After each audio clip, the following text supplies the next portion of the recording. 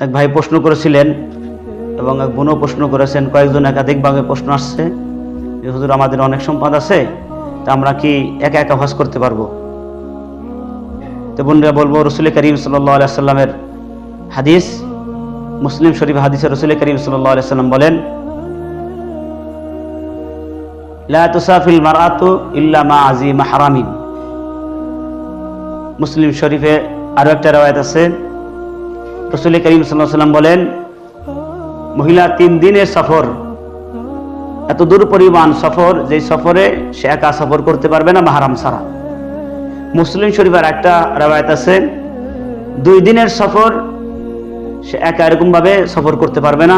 আর এক রওয়ায়াত আছে 1 দিনের সফর, যেই দূর যেতে 1 দিন সময় লাগবে, 1 দিন 1 রাত লাগবে, সেই সফর, দূরবর্তী সফরকেও সে একা মাহরাম ছাড়া সফর করতে পারবে না।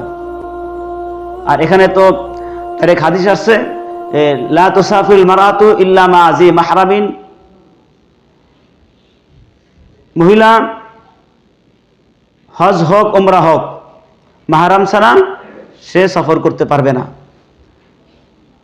ইমাম আহমদ বিন হাম্বল রহমতুল্লাহ আলাইহি, ইমাম আবু হানিফা রহমতুল্লাহ আলাইহি, তেনারা বলেন,